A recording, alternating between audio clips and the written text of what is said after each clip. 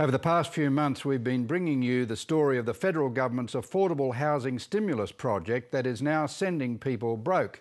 In 2009, Housing New South Wales was provided with almost $2 billion to build thousands of affordable social housing units. But 2 years on, many of these government building projects are still unfinished, and the small builders subcontracted to construct the projects are out of pocket to the tune of millions of dollars. Following 730's report 2 weeks ago into the plight of subcontractors burnt by the now-defunct building company Pearl, the O'Farrell government launched an investigation into Housing New South Wales. Sounds like good news. But this week in Wollongong, the subcontractors were dealt the biggest blow yet, and the fight is only just beginning. Caro Meldrum-Hanna reports. Personally, I think that we take this fence down and make this site more open, so more people can see what's going on here, and make it unsafe, so they've got to do something about it. Outside this building site in the heart of the Illawarra, an army is amassing. Out. Call the police. Call the police. Go, ring them. I want to be on camera. Move away. Get out of the way. I don't want to be on camera, okay? Get out of the way. These building subcontractors are among hundreds of victims of the latest stimulus package disaster. I'm appalled at the fact that regardless of who's in power, that this matter isn't fixed. Government set the rules, and this, as far as we're concerned, is a government job. These government jobs were part of the nation-building stimulus package, created and designed by the federal government 2 years ago and administered by Housing New South Wales under the now-deposed Keneally government. The goal was to build thousands of public housing homes for the state's needy, homeless and elderly, while at the same time reinvigorating the struggling building and construction industry hit hard during the financial crisis. This was a government job. Would you guys usually think a government job is a safe job? Yeah, wouldn't you? Absolutely. Those connected to the Keneally government aren't exactly welcome here. But the local Labor member for Kira, Ryan Park, has fronted. And I apologise in the way this has been handled from a government's perspective, but I am trying my best to try and somehow get this resolved going forward. If some of these contractors don't get the money that they're owed from here, but we could end up in these. We could be wanting these public housing soon. We're going to lose our houses. You know, there's a contractor here. How much are you owed, Pip? 300,000. 300 grand. Keith? 30. Vic? 250. 250. You know, Ken? 200. 160. 140. Despite assurances that help would be forthcoming, the new O'Farrell government has done nothing to ease their pain. We don't want it turning into a war zone, but if things get heavy,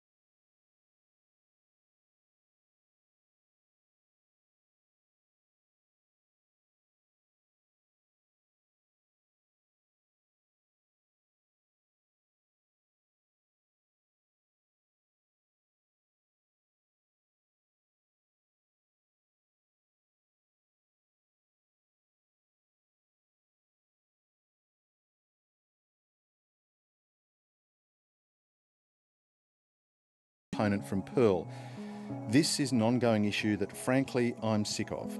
When 7:30 contacted Andrew Head seeking comment, we were informed he'd recently left his position with Housing New South Wales and has signed a confidentiality agreement. Statdex were on to say that we're all paid, and who checked them?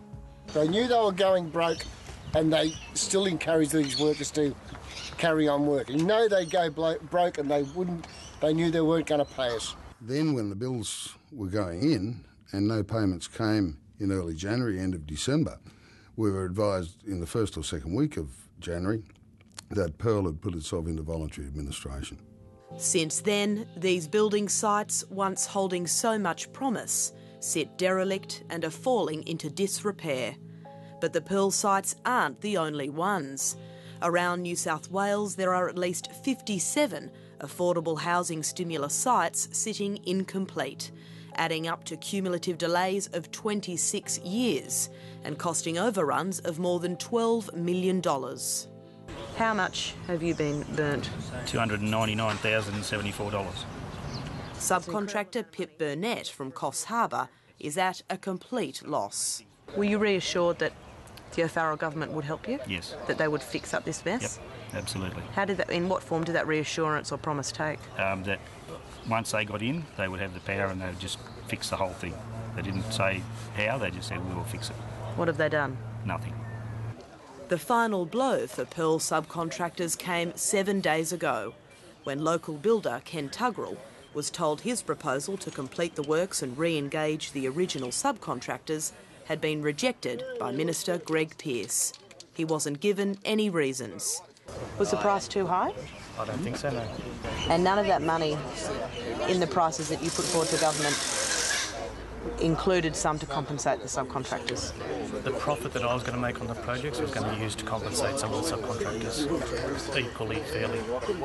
I was doing this as a non-profit to complete these projects.